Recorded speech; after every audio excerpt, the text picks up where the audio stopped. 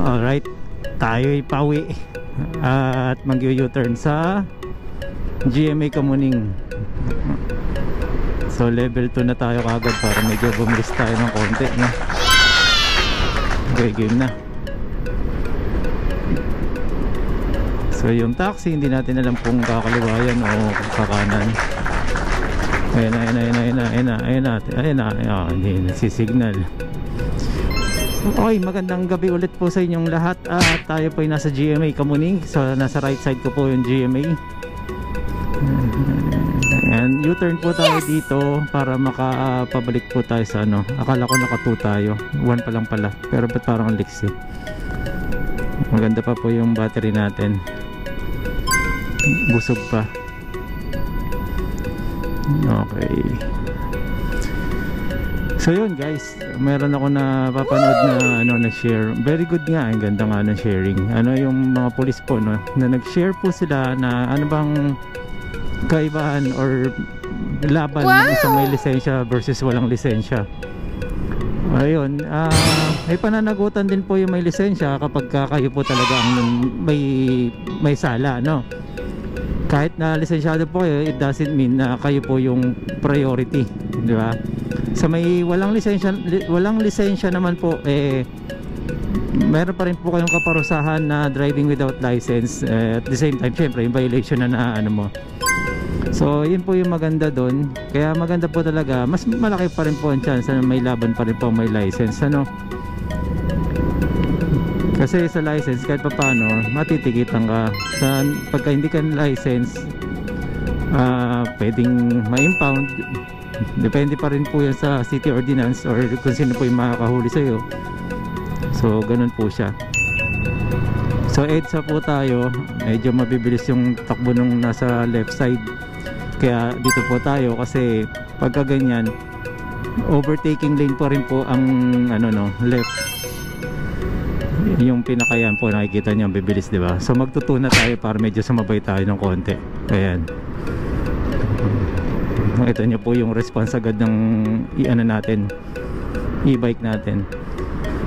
So Eton Centris po yung nating nasa right side. Ayun.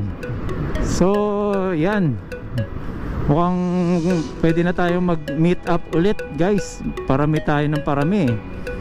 So yung mga kasama nating mga nag-meet up last January ay nakakatuwa po na kapag set na po sila ng ride, kasi po yung mga malakasan na po yung kanilang baterya, no? Sila po yung mga naka-lithium. So sa kasama po sa pamumuno nila Chris Charles, no? Nila Kit, nila Eric Gabon, no? Shout out sa inyo. Ayan. Mga vloggers din po sila guys. At syempre po nakakatuwa po dito, solid po ang suportahan. Hindi po siya yung wala pong dito, wala pong laglagan, no? Wala pong bida dito, lahat bida. Or lahat po dapat nakikinabang.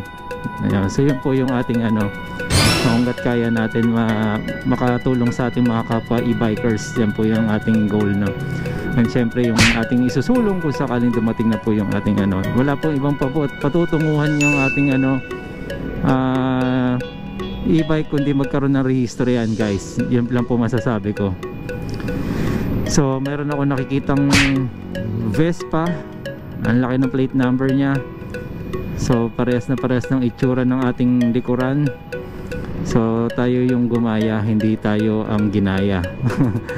Pero wala pong problema ron dahil tayo po ay consumer lamang, customer lamang, no? Hindi po natin kasalanan ang mga imitation.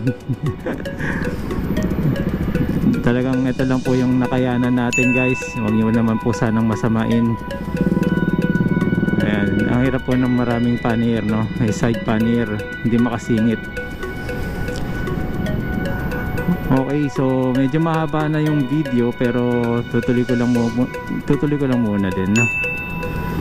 Samahan niyo po muna ako sa aking ride papuntang SM North kasi medyo traffic hindi lang sila makasingit.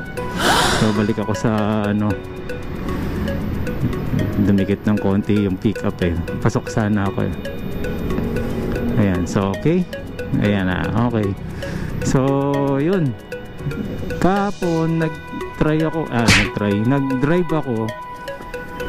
yung nag-drive ako ng 4 wheels at meron ako mga na-encounter na kamote gaya po ng mga nagse-cellphone po no, na nandito naka-visor siya, tapos may init yung araw, so hindi ko po alam kung saan siya nakatingin. Yung helmet niya nakatingin naman sa forward no, pero yung pala nakatingin siya sa cellphone niya. So naka-cross na ako, may sudden break siya, nagulat ako, hindi niya pa rin nakita. Ang tagal ko nandun sa ano, at ang laki ng sasakyan natin, di ba?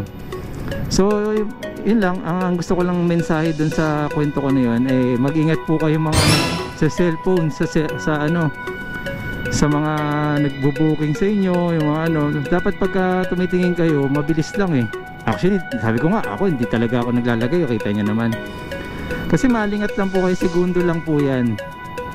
Babangga po kayo. Kaya ingat-ingat lang po, alerto lang po. At kung sakaling may mga emergency, itabi nyo po para mabasa po ninyo ng maayos, no?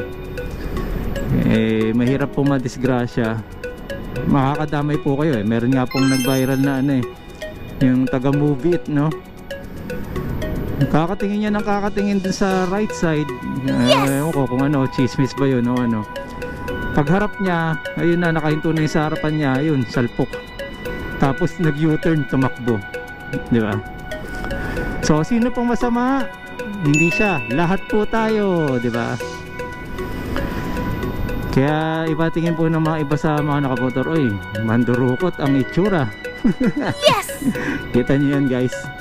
Wala naman tumatawid sa EDSA ng ganyan. Doon nakuha na natin ng camera. Obvious po na mga hablot po yun, no? Sa mga nakabukas po ang bintana dyan, ingat-ingat po kayo, marami pong kumakalat na ganyan. So sila, habang nandun sila, ako nandito, no? Okay, sige, pupunta tayo sa gilid. Ayun na, nagbigay na to si pickup. Kunyari lang nagbigay. Di ba? Nakapila sila lahat dun eh. May traffic naman po eh.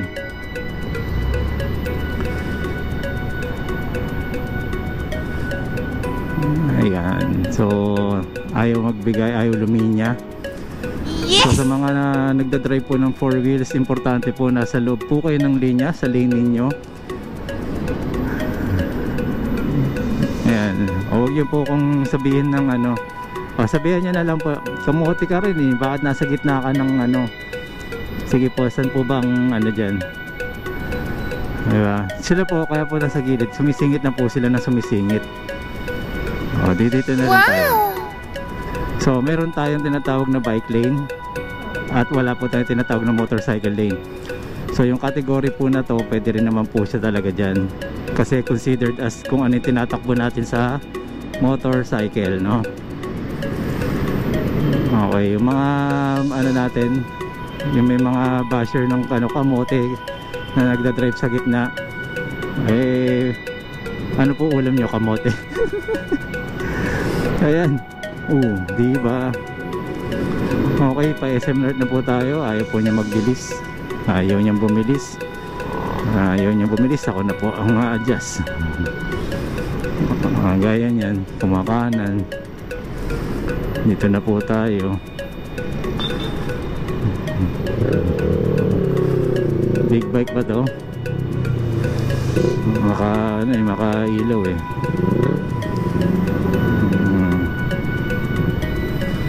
Okay, kung kayo po ay walang karanasan pa sa EDSA, wag niyo pong gagawin tong ginagawa ko. Okay, check. So yan, SM North na po yung sa side natin, sa right side na to.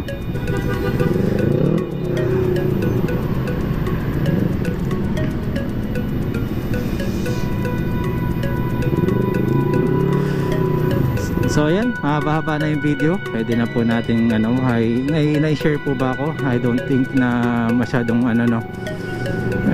masyadong walang sense yung ano ko, video ko ngayon. So meron naman siguro pagiging kamote. Dali, magsusuperman lang ako. Ayan, so yun na po muna guys. At ingat-ingat lang po again sa mga nagsiselfone po habang bumabiyahe, sa mga tumitingin ng street or maps sa kanilang cellphone. Ingat lang po kayo, huwag po masyadong mabilis. Kung hindi pa kayo sigurado sa lugar at hinahanap nyo pa sa mapa, gumilit po kayo kung kinakailangan, minto. Ayan, so yun lang po muna guys. Maraming salamat po. So okay, once again, Marvin Chua Motovlog po. Maraming salamat po. Salamat din po sa mga nag-subscribe. Subscribe, okay. Bulol pa, no?